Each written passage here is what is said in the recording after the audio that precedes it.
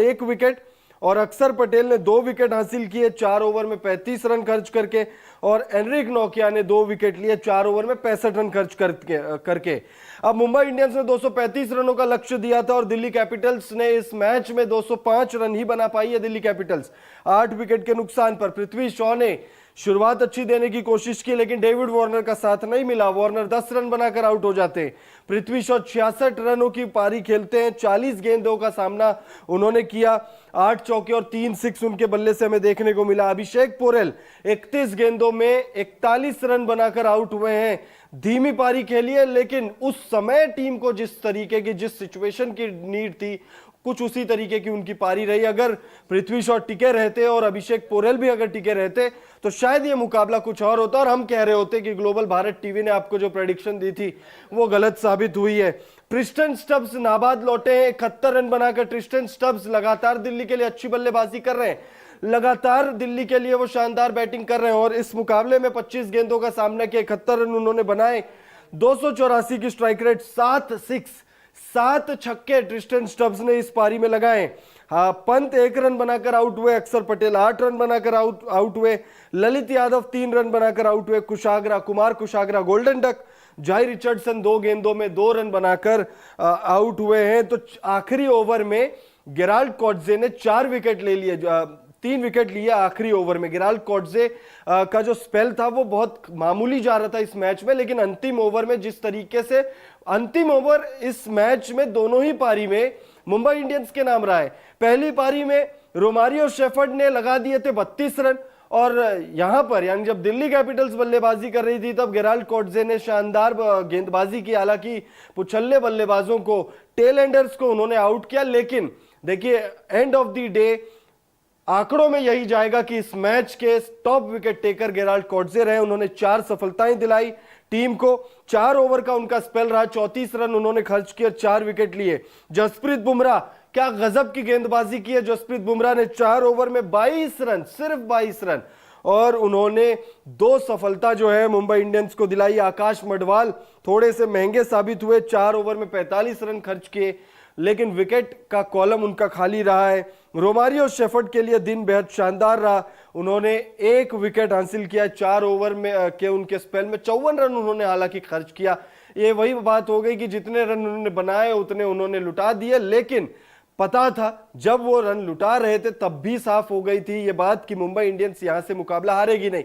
हालांकि Tristan Stubbs नामक एक खतरा मौजूद जरूर था मैदान पर, लेकिन ये बात ऑलमोस्ट तय हो गई थी कि मुंबई इंडियंस इस मुकाबले को अभी यहां से गवाएगी नहीं, क्योंकि सिर्फ ट्रिस्टन स्टब्स ही थे और सिर्फ एक अकेला बल्लेबाज जब रह जाता है तब मामला जो है वो ऑलमोस्ट फंसा हुआ ही रहता है। उसमें जीतना लगभग इम्पॉसिबल सा नजर आता है। वो बात अलग है, कई बार हमने देखा है मैक्सवेल की वो पारी अफगानिस्तान के खिलाफ वर्ल्ड कप में, ऐसे मौके बहुत कम ही बनते हैं।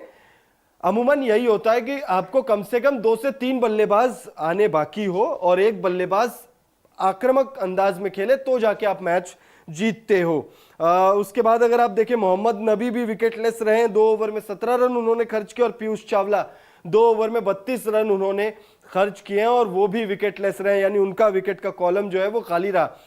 मुंबई के वानखेड़े स्टेडियम में मैच नंबर 20 में बने कुल 439 रन, और इस 439 रनों में 234 रन जो है वो बने हैं मुंबई इंडियंस के बल्लेबाजों द्वारा, और 205 रन दिल्ली कैपिटल्स के बल्लेबाजों ने बनाए हैं। इस मैच को मुंबई इंडियंस ने जीत लिया है।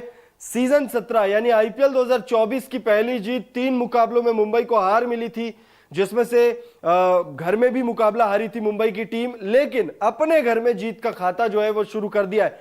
और इसमें जीत का जो सबसे बड़ा हीरो है वो है रोहित शर्मा। रोहित शर्मा इसीलिए जीत के सबसे बड़े हीरो है क्योंकि आज मैदान पर हमने देखा कि रोहित शर्मा किस तरीके से लीड कर रहे थे। हार्दिक पांड्या भी उनसे बातें कर रहे थे। रोहित शर्मा फील्ड भी सेट कर रहे थे, हार्दिक पांड्या को भी समझा रहे थे। आज ऐसा लग रहा था कि मुंबई इंडियंस का जो मैनेजमेंट है वो, उनकी अक्ल जो है वो ठिकाने आ गई है। हार्दिक पांड्या की अक्ल ठिकाने आ गई है। टीम मैनेजमेंट की अक्ल ठिकाने में आ गई और रोहित शर्मा को जो रिस्पेक्ट वो डिजर्व करते हैं वो रिस्पेक्ट भी कहीं ना कहीं थोड़ी बहुत झलक हमें देखने को मिली। रोहित शर्मा फील्ड भी सेट कर रहे थे, हार्दिक पांड्या को भी समझा रहे थे। अंतिम ओवर से पहले भी रोहित शर्मा को देखा गया, वो हार्दिक पांड्या को कुछ समझा रहे थे। हार्दिक पांड्या उनसे राय मशवरा भी ले रहे थे, उनसे चीजें भी पूछ रहे थे और रोहित शर्मा जो बता रहे थे कुछ उस तरीके से उसे वो इंप्लीमेंट करने की कोशिश भी कर रहे थे। ये एक बड़ा रीजन है।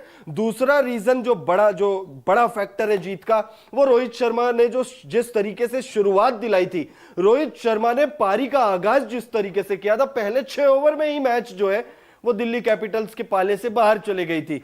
रोहित शर्मा ने 49 रनों की पारी खेली, अर्धशतक से वो चूक गए, लेकिन हम सब जानते हैं रोहित शर्मा अर्धशतक या शतक के लिए नहीं खेलते, वो टीम के लिए खेलते हैं।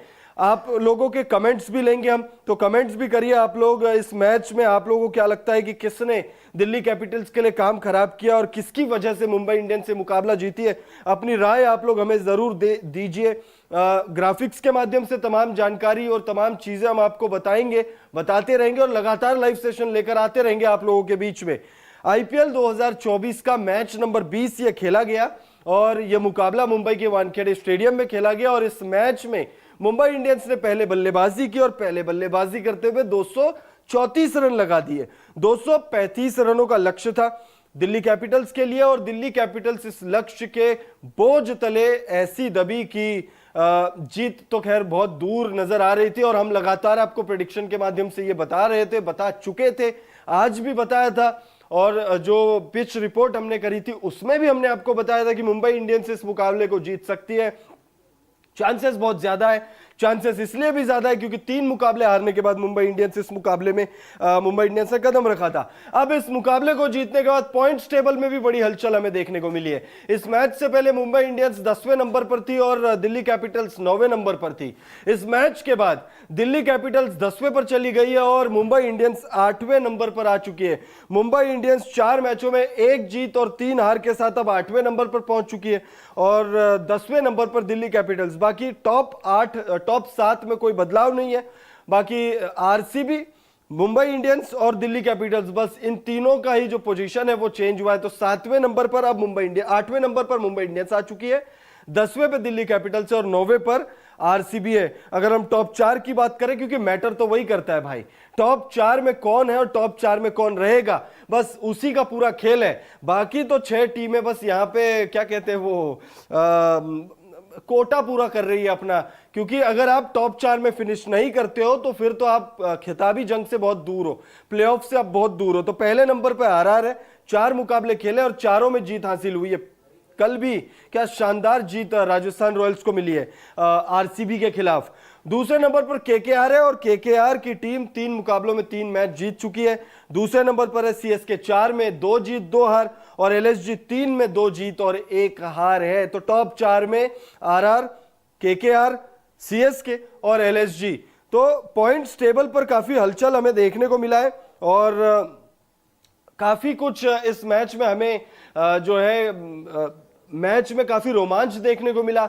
आखिरी ओवर में हमने दोनों ही पारी में, फर्स्ट इनिंग में भी आखिरी ओवर में काफी रोमांचक हमें माहौल और दृश्य देखने को मिला। रोमारियो शेफर्ड ने 4 6 लगा दिए थे आखिरी ओवर में, 2 चौके थे, कुल 32 रन बनाए थे उन्होंने उस ओवर में। और जब दिल्ली कैपिटल्स बल्लेबाजी कर रही थी तब आखिरी ओवर में हमें 4 विकेट जो है वो देखने को मिला। तो गेराल्ड कॉट्जे के नाम रहा आखिरी ओवर ये वाला। और जो मुंबई इंडियंस बल्लेबाजी कर रही थी तो वहां पर रोमारियो शेफर्ड ने 32 रन बनाकर महफिल लूट लिया था। तो मैच की दोनों पारियों में आखिरी ओवर मुंबई इंडियंस के नाम रहा और आखिरी जो आप कह सकते हैं कि लास्ट लाफ वो मुंबई इंडियंस के ही टीम के नाम रहा। मुंबई इंडियंस ने ये मुकाबला जीत लिया है। इस मुकाबले को मुंबई इंडियंस ने बहुत अच्छी तरीके से जीता, हालांकि और बड़ी मार्जिन हो सकती थी, मुंबई इंडियंस और बड़े मार्जिन से जीत सकती थी, लेकिन वो ट्रिस्टन स्टब्स नामक तूफान था जिसने मुंबई को बड़ी जीत हासिल करने नहीं दिया। मुंबई इंडियंस इस मुकाबले को 29 रन से जीतती है। मुंबई इंडियंस ने तीनों ही डिपार्टमेंट में अच्छा किया आज के दिन इस मुकाबले में, चाहे वो बल्लेबाजी हो, चाहे वो गेंदबाजी हो, चाहे फील्डिंग हो। और एक और डिपार्टमेंट में ऐड करना चाहूंगा क्योंकि मैं मुंबई इंडियंस का फैन हूं, रोहित शर्मा का फैन हूं, तो रोहित शर्मा के प्रति जो बिहेवियर है उसमें भी आज थोड़ा सा बेहतर बिहेवियर हमने देखा मैदान में, मैच में हमने थोड़ा सा बेहतर बिहेवियर देखा रोहित के प्रति। और इसका नतीजा देखिए, रोहित शर्मा अगर अपने इनपुट देंगे तो no matter how good Hardik Pandya is, no matter Hardik Pandya का पिछला रिकॉर्ड कैसा है, गुजरात टाइटंस के साथ जब वो थे उन्होंने 2 सीजन में दोनों फाइनल खेले, 1 जिता दिया। चाहे टीम कैसी भी हो, टीम अच्छी हो चाहे बुरी हो, लेकिन रोहित शर्मा अपने इनपुट देंगे तो मुंबई इंडियंस अच्छा करेगी, मुंबई इंडियंस शानदार करेगी, मुंबई इंडियंस जीतेगी, मुंबई इंडियंस यहां से खिताब भी जीत सकती है। आप लोग कमेंट करके बताइए, क्योंकि मुंबई इंडियंस ने ऐसा किया हुआ है, हालांकि वो रोहित शर्मा की कप्तानी में किया था, लेकिन मुंबई इंडियंस यहां से भी खिताब जीत सकती है। जीत की बोहनी जो है वो